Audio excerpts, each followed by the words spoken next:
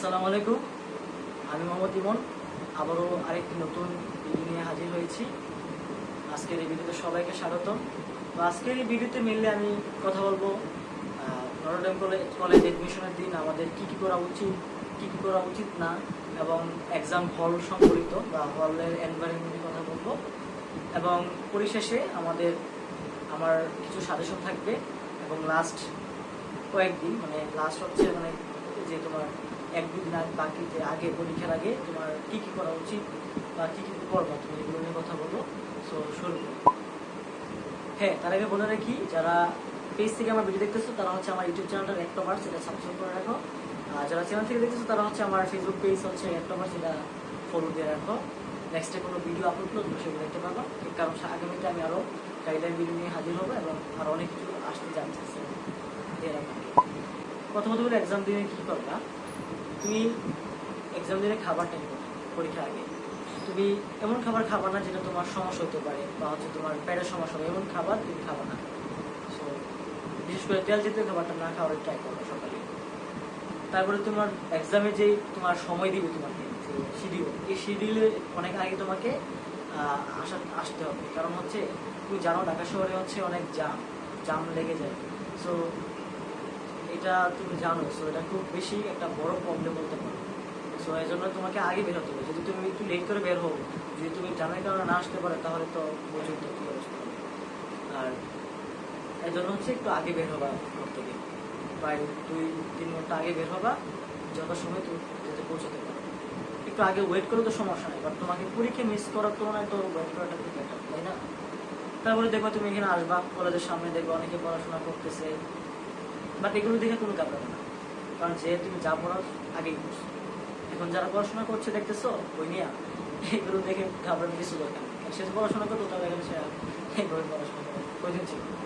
So ঘাবড়াবা না। তারপরে দেখবা তোমাদেরকে হচ্ছে সিরিয়াল করবে, সিরিয়াল ওয়াইজে তোমাদেরকে ঢুকাবে আর কি, তোমার গেটে কিন্তু ঢুকাবে, কলেজে প্রবেশ করাবে। সো প্রবেশ করার পরে তোমাদেরকে কলেজ কর্তৃপক্ষ থেকে তোমাদের ভলেন্টিয়ার থাকবে, তারা হচ্ছে তোমাদেরকে দেখিয়ে দিবে কোথায় কোথায় কোথায় তোমাকে যেতে হবে, ওরা সব কিছু দেখাই দিবে। তো তোমার এক্সাম হলে ঢুকবার পরে যত সম্ভব চেষ্টা করবা একদম সাইলেন্ট থাকার, চুপচাপ থাকার চেষ্টা করবা। আর অনেকের সাথে এত বেশি কথা বলা দরকার নাই, কারণ হচ্ছে যদি বেশি কথা বলো পরীক্ষার আগ মুহূর্তে, তাহলে দেখা যাচ্ছে তুমি কনফিউজ হয়ে যাবে। দেখবো অনেকে এটা বলবে সেটা বলবে যে আমি এই করছি, আমার মার্ক এত, সে তো অনেক কিছু বলতে পারে যে আমি কোচিং করছি ইংলিশের জন্য, এত পাইতাম অনেক কিছু বলবো। সো এগুলো হচ্ছে তোমাকে কনফিউজ তৈরি করে ফেলতে পারে, যেটা আমি ফিল করছি। আমার সময় আমি যখন ঢুকছিলাম তোমাকে তখন এই জিনিসটা আমি ফেস করছিলাম। সো একটু কম কথা বলার চেষ্টা করবে এবং যত সম্ভব সাইড থাকবে, বলতে বসে থাকবে। তারপর স্যার যখন আসবে পরীক্ষা হলের মধ্যে, তখন তো সবাই দাঁড়াবা, সালাম দিবে সবাই। তারপর স্যার তোমাদেরকে অনেকগুলো ইনস্ট্রাকশন দিবে, কথা বলবে, স্যার কথাগুলো মধ্যে শুনবা এবং সাইলেন্ট থাকবে। একটা কথা বলি, সাইলেন্ট থাকবে। এবং যে ইনস্ট্রাকশনগুলো দিবে এগুলো হচ্ছে অক্ষরে তোমাকে পালন করতে হবে। 100% তুমি এগুলো ফলো করবে, যাতে তোমার এমন কিছু আচরণ না করো যে আচরণ তোমার স্যারের চোখে পড়ে, এবং স্যারের টার্গেটে পড়লে কিন্তু তুমি সাইলেন্ট এক্সপ্রেস হওয়ার সম্ভাবনা খুব বেশি থাকে। সো এমন কোনো আচরণ করবে না যেটা স্যারের কাছে তোমার খারাপ মনে হয়, ঠিক আছে? এবং তোমাকে হচ্ছে যত সম্ভব ভদ্রতা বজায় রেখে সেখানে বসে থাকতে হবে। তারপরে স্যার যে ইনস্ট্রাকশন দিবে এগুলো তো মানবাই। এবং যতটুকু সম্ভবত আমাদের সঙ্গে বলতেছি যে পরীক্ষার শুরু হওয়ার 5 মিনিট আগে হচ্ছে আমাদেরকে প্রশ্নপত্র দিয়ে দিই। এখানে হচ্ছে আমাদের যে নাম, রোল এগুলো হচ্ছে পূরণ করা লাগে। তো স্যারে প্রথম দেওয়ার পরে বলবে যে উল্টা রাখতে বলবে। সো তখন কিন্তু তোমরা প্রশ্ন দেখবা না, যদি স্যার এটা দেখে তাহলে কিন্তু তোমার সমস্যা হবে। সো প্রশ্ন উল্টা লিখবা, স্যারে যখনই বলবে যে স্টার্ট করো তখন তুমি স্টার্ট করবা। সো নামটা লিখবা, তারপর পরীক্ষা শুরু করবা। আবার প্রথমে যদি প্রশ্ন পাওয়ার পরে কি করবা, প্রশ্ন পাওয়ার পরে যেটা করতে পারো, যেটা করা উচিত সেটা হচ্ছে প্রথমে তুমি একটু পুরো প্রশ্নটার মধ্যে চোখ পড়বে, কি আসছে, ঠিক আছে? 1 মিনিটে নিবা, 20-30 সেকেন্ডের মধ্যে তুমি ক্যাপচার করার চেষ্টা করবা। তারপরে সিরিয়ালাইজ শুরু করবা, যেগুলো পারতেছো, যেগুলো একবারই পারতেছো দমদম আনসার করবা, এগুলো একদমই লেখ করবা না, সাথে আনসার করবা। তো তারপরে আবার একবার দিবা রাউন্ড, তারপরে যেগুলো হচ্ছে আবার দিবা, লিখবা, আনসার করবা। সোজা কথা হচ্ছে যেগুলো তুমি পারো এগুলো যত তাড়াতাড়ি সম্ভব তুমি আনসার করে ফেলবা। আর যেগুলো পারো না এগুলো হচ্ছে আগে যেগুলো পারো এগুলো আশা করার পরে যদি টাইম থাকে সেগুলো চেষ্টা করো, ঠিক আছে? আর শোনো, প্রশ্ন যদি কঠিন হয় তাহলে এটা শুধু তোমার জন্য কঠিন না, সবার জন্য কঠিন। সো সহজগুলো যাতে মিস না হয়, সহজগুলো যেগুলো আছে এগুলো সবাই পারবে। সো তুমি যাতে এগুলো তো ভুল না করো, সো এগুলো সবার আগে তুমি করবা, তারপরে কঠিন চেষ্টা করবা। না পারলে ঘাবড়ানোর কোনো প্রয়োজন নেই, শুধু তোমার জন্য কঠিন, সবার জন্য কঠিন। সো সেই কনফিডেন্সটা রাখবে, ঠিক আছে? একটা কথা হচ্ছে যে পরীক্ষা হলের মধ্যে একটা জিনিস তুমি মনে রাখবা যে অনেকে থাকে যে পেনিক অ্যাটাক, বাট এটা তো হওয়া যাবে না। পেনিক যাতে অ্যাটাক না হয়, তোমার নার্ভাস হওয়া যাবে না। এটা মনে রাখবা, তুমি যদি তোমার হয় চান্স, এই জিনিসটা মাইন্ডসেট করে রাখো, চান্স হলে তো ভালো, না হলে কোনো কেন, কারণ কি তোমার জন্য আরো অনেক অপশনস আছে। সো এখানে পড়তে হবেই যে এখানে পড়লেই যে ভালো হবে এমন না, সো যে কোনো জায়গা থেকে ভালো করা সম্ভব। সো এই জিনিসটা মাইন্ডে রাখবা যে হইলে আলহামদুলিল্লাহ, না হইলেও আলহামদুলিল্লাহ, না হইলে প্যারা নাই, চিল, ঠিক আছে? সো একদম মানে তুমি ফ্রি মাইন্ডে পরীক্ষা দিবা, একদম চিল মোডে পরীক্ষা দিবা, তাহলে ভালো হবে। আর যখন তুমি এটাকে বেশি সিরিয়াসলি দিবা তাহলে তুমি এখানে নার্ভাস হওয়ার সম্ভাবনা খুব বেশি থাকে এবং পেন অ্যাটাক পেতে পারে বেশি সম্ভাবনা। সো আমি যেটা করছিলাম, আমার পরীক্ষা হলে ঢুকছিলাম, এই রুলসগুলো যেগুলো বলছিলাম তখন এগুলো একদম অক্ষর করে মানছিলাম, এবং প্রশ্ন পারবো হচ্ছে যেগুলো পারতাম এগুলো তাড়াতাড়ি করে আশা করে হয়েছিলাম। আমাদের সময় যেটা হয়েছিল, আমাদের সময় প্রায় 25টা শর্ট কোয়েশন ছিল এবং একটা তোমার মানে বাংলা অনুচ্ছেদ ছিল, সেটার নাম হচ্ছে ডায়াগ্রাম। সো আমি যেটা করছিলাম, প্রথম রাউন্ডে প্রায় 15টার মতো পারছিলাম, তারপর আবার একটা রাউন্ড দিলাম প্রশ্নপত্রের মধ্যে, তখন দেখলাম যে আরো 4-5টা পারতেছি দিলাম, তারপরে যেগুলো পারতেছি না এগুলো ট্রাই করতেছিলাম। সো সব মিলায় সম্ভবত আমি 23টার মতো সম্ভবত আনসার করছিলাম, আর 2টা আনসার করতে পারি নাই, 2টা হচ্ছে আমি পারি না, এই জন্য আনসার করি নাই। ইয়াটা করছিল সহজই ছিল, তবে আমার মানে পড়ছিলাম না, তো এই জন্য হচ্ছে আমি আনসার করতে পারি ভুলে গেছিলাম। আচ্ছা, তো 23টার মধ্যে এবং তারপর হচ্ছে ডাক বাংলো যেটা ছিল, এটা আমি পারতাম, বিকজ অফ আমার জানা ছিল এটা বিষয় সম্পর্কে।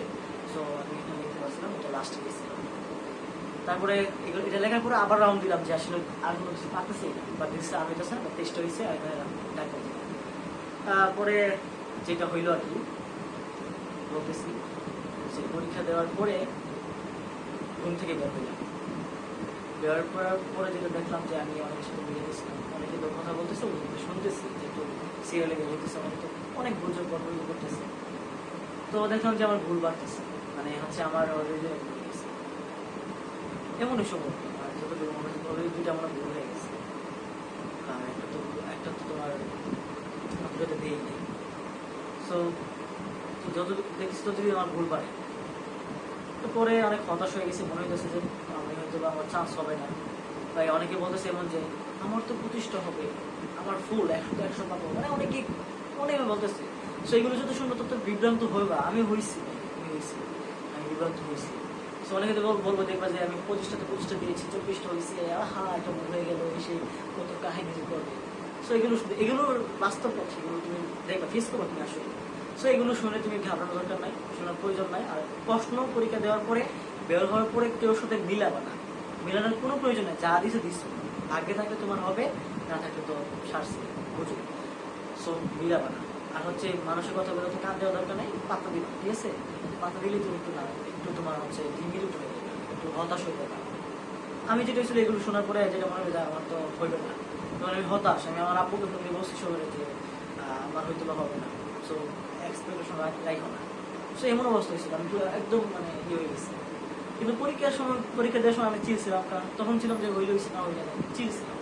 পরীক্ষা দেওয়ার পরে যখন প্রশ্নর উত্তর মিলাইতেছিলাম সবার সাথে, তখনই হচ্ছে আমি নার্ভাস হওয়া শুরু করছি, আমার হচ্ছে খারাপ লাগা শুরু হয়েছে। তো রেজাল্ট রাগ পর্যন্ত আমার খারাপ লাগছে, রেজাল্টের পরে যেতে হয়েছে তখন খারাপ লাগছে।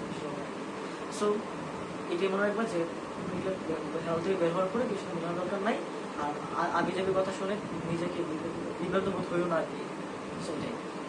তারপরে যেটা হয় যে সকালে তোমরা পরীক্ষা দিয়ে বের হবা, তারপরে বাসে চলে আসা শুরু করলে আইসাটা ঘুম দিবা, যা হওয়ার হয়েছে, হইলে হবে, না হইলে আলহামদুলিল্লাহ, সমস্যা নেই। আর এবার হচ্ছে কিছু গাইডলাইনের কথা বলবো, যেগুলো হচ্ছে তোমাদের পরীক্ষার আগের দিন অথবা 2 দিন আগে কি করতে পারো। সো পরীক্ষা যা পড়তো আগে পড়ছোই তুমি, কারণ এসএসসি পড়া মানেই তো তোমার মেনলি 90% সিলেবাস কভার করে কত ভালো করে পড়লে। সো যা পড়ছোই। সো পরীক্ষার আগের দিন যেটা করতে পারো, আমি যেটা করছিলাম যে আমি তো সম্ভবত আমি হচ্ছে এনটিসির জন্য প্রিপারেশন নিই, বাট লাস্ট 10 দিন মানে পরীক্ষার আগের 10 দিন হচ্ছে একটু পড়ছিলাম, এত আঙুলি বেশি দেরি না, বাট পরীক্ষার আগের দিন হচ্ছে একটু যেটা করছিলাম সেগুলো হচ্ছে সূত্রগুলো একটু দেখছিলাম। বাট ফিজিক্সের মধ্যে কিছু ইয়া থাকে না, যে বাংলা লেখা থাকে না, বিশেষ প্রশ্ন স্পেশাল কিওয়ার্ডগুলো, এগুলো হচ্ছে একটু দেখছিলাম। কেমিস্ট্রি দেখেছি মুখস্থ টাইপের আসে, যে পর্যায় সময় থেকে এগুলো একটু দেখলাম, অর্গানিক দেখলাম। আর বায়োলজির ক্ষেত্রে যেটা করতে পারো, আইডিয়া হচ্ছে যে লাস্টে থেকে তোমার ইয়া থাকে না, অনেকগুলো শর্ট কোয়েশন থাকে, এমসিকিউ থাকে, এগুলো একটু করছিলাম, আর বেশি আমি কিছু করি। আর বাংলাটা যেটা করছিলাম, বাংলা হচ্ছে কবি পরিচিতি করছিলাম, পাঠ পরিচিতি করছিলাম, আর কিছু করি নাই। আর ব্যাকরণ পড়ে পড়া হয় নাই, আগে যে যা পড়া তাই ছিল। আর বাংলা আর ইংলিশের ক্ষেত্রে হচ্ছে ইংলিশ সেকেন্ড পেপার তো করি নাই, যা বেশি তাই। আর হচ্ছে ফার্স্ট পেপারও পড়া হয় নাই। তবে সেকেন্ড পেপারের ক্ষেত্রে একটা জিনিস দেখছিলাম, পরীক্ষার আগের দিন অনেক পড়ছিলাম, সেটা হচ্ছে যে স্পেলিং, মানে হচ্ছে বানান সঠিক এবং এইটা কারেকশন, ঠিক আছে, এটা দেখছিলাম। এগুলি নর্মালি বাংলা ইংলিশ যে প্রশ্নগুলো, এগুলো হচ্ছে খুবই ইয়া থেকে আসে, বেসিক থেকে আসবে। আর বাংলা ব্যাকরণ, বাংলা ফার্স্ট পেপারে বললাম থেকে আসবে। ব্যাকরণ হচ্ছে বেসিক ব্যাকরণ যেগুলো, যেমন সন্ধি, তারপরে হচ্ছে বাগধারা, এগুলো থেকে মেনলি আসে, সমার্থক শব্দ আসতে পারে, তারপরে ধ্বনি বিচ্ছেদ, মানে এইগুলো মেনলি এগুলি আসে। আর ইংলিশের ক্ষেত্রে যেটা বলি, সেকেন্ড পেপারের ক্ষেত্রে তোমার বেসিক গ্রামার আসবে। তবে একটু চেষ্টা করে যে একটু এক্সেপশনাল রুলগুলো থাকে না মাঝে মাঝে গ্রামারের মধ্যে, একটু এক্সেপশনাল যেগুলো ব্যতিক্রম ধর্মী, এগুলো একটু দেখে আসো, এগুলো থেকে দেওয়ার সময় খুব বেশি থাকে। আর স্পেলিং দেখবা, ঠিক আছে, এগুলোই। আর ফিজিক্স কেমিস্ট্রি তো সূত্রগুলো দেখবা, ফিজিক্সের ক্ষেত্রে, ম্যাথের ক্ষেত্রে, এগুলোই।